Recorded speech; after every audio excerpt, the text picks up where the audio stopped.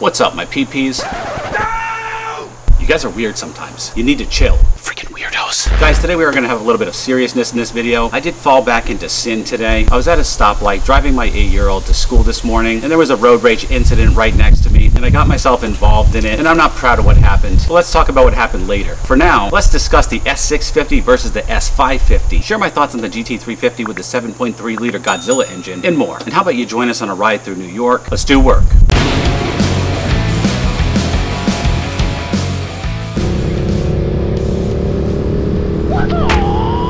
Ford asked its fans to help name a new black accent trim package for the Mustang Coupe and electric Mustang Mach-E, and a winner has emerged from the herd. Night Pony was chosen from a final four list that included Shadow Stallion, Shadow Mare, and Alastor, the last name being the name of a black horse from Greek mythology. I gotta say I'm disappointed. I thought it was gonna be called Dark Horse, which is way more badass than Night Pony. I mean, I'm not vomiting at the name Night Pony, I just think Dark Horse is much cooler sounding. But alas, let's talk about the car itself, which is sexy as. The option is offered on the 2022 Mustang Coupe and convertible for $1,195 and includes a painted black roof, a black grille, 19-inch ebony black painted aluminum wheels, and black GT and pony badges, plus a black deck lid spoiler and mirror caps. It can be matched to any trim or paint color, including shadow black, for the full stealth effect, as if there was any other way. As you can see here, it is absolutely delish for those of us who like the murdered out look. This beast is flawless. Also, the 2023 Mach-E Premium Night Pony gets high-gloss black 19-inch wheels and a black pony grille emblem, while the GT Performance Edition sports 20-inch high-glass black wheels and a black GT badge. Both feature black front and rear lower fascia, door cladding, wheel center caps, mirror caps, bright pony graphics on the tailgate, and can also be paired with any paint color. Pricing will be announced with the 2023 model year information. This is the second appearance package the two Mustangs have shared following the 1990s-inspired Ice White released last year, which I still think should have been called Vanilla Ice, which is also pretty cool looking, as you can see here. That intro out of the way, this is one of the most gorgeous cars I've ever seen. Well, I'm excited about the upcoming S650, and I don't think it looks bad, but if it does look like this, there's nothing wrong with me calling out that I think the S550 is better looking. I would rate this, I don't know, a 7 out of 10 if this image is accurate, and I would rate this a 10 out of 10 because it's way more beautiful, at least for my liking. Don't get me wrong, I do like the more aggressive looking front end and bigger grille area here, but for me, I'm just not into the headlights. I just don't like those boxy looking headlights. I mean, look at these two side by side. The headlights on the S550 are just more streamlined, sleeker, more Mustang-esque, if you will. But then I saw this render with the lights on, which piqued my interest. And even better, this render here with the DRL on, and I thought to myself, this is a car that might just be able to help me get over my S550 breakup. And then I saw this.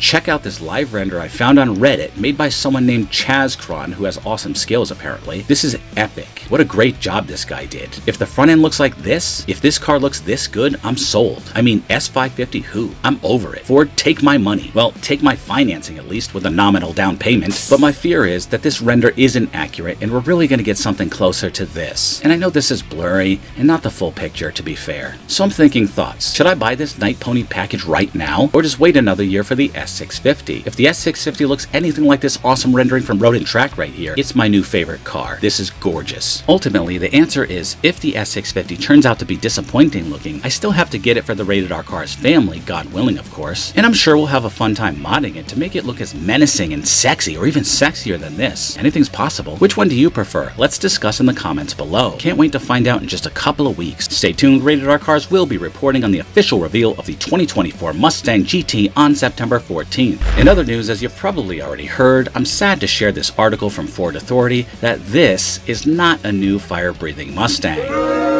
Back in March, Ford Authority spies spotted a very unusual looking Ford Mustang Shelby GT350 prototype that was equipped with a massive, odd-looking hood, as you can see here. Considering the fact that quite a few next-gen S650 Mustang prototypes were seen out and about during that time, it led many to believe, reasonably I might add, that this car was some sort of powertrain mule for the new pony car. Turns out that this at least was partially correct, and this particular Ford Mustang Shelby GT350 prototype is actually a test bed for the Ford 7.3-liter electric V8 Godzilla power plant. Sadly, this isn't going to be in any version of the S650. It turns out the GT350 was just a test bed for Ford's new manual transmission control pack and engine crate combination, the former of which is set to launch later this year via the Ford Performance Racing catalog. Ford used the Shelby GT350 to develop these new parts, but in reality the 7.3 is intended to fit in any vehicle thanks to the fact that it comes as a complete package. Ford reportedly only chose to utilize this GT350 to develop its new parts because it was laying around. Ford, a GT350 does not simply lay around. Do not get our hopes up like that. Anyway, some good news. Those interested in swapping the Godzilla in an S550 Mustang or isomerize an S650 Mustang will be interested to know that it does fit quite well and bolts right in, though as we can see here, it's a bit tall. However, the automaker is working on a new intake manifold that doesn't have the same upswept throttle neck that will make it much easier to fit in vehicles like this new pony car. Help us get to 10,000 subscribers and maybe someday we can have fun with the Godzilla engine of our own here at your channel, Rated R Cars. Alright, so what's all this road rage stuff? Well, I was sitting there at a stoplight. Suddenly at the stoplight there was a car next to me and a truck that pulled up behind him also waiting at the stoplight. And I heard the guy just, yelling obscenities, saying a-hole to the guy in front of him. He was like, "You a-hole, nice stop, a-hole."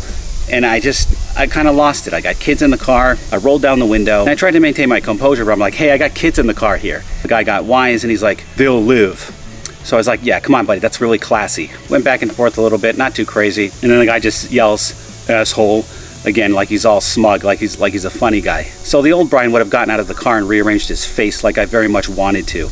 I grew up in the 70s and 80s, and I really wanted to invite him into a parking lot and handle this like men should. One-on-one, no weapons, no shooting, no 5-on-1, none of that crap. And believe me, I was angry enough to lay this guy out. But my light turned green, I got my kid in the car, and today it's just not worth it. You might get shot dead, and then my kids are fatherless. So light turned green, he made his last comment of saying asshole. He knew he was saying it in front of kids. And so I just said, "I got your license plate, I'll see you later," just kind of scaring him a little bit. And he didn't say anything else and I pulled off. So I could have handled that better. What I should have done was I should have rolled down the window and said, "Hey, sir, excuse me, I got kids in the car.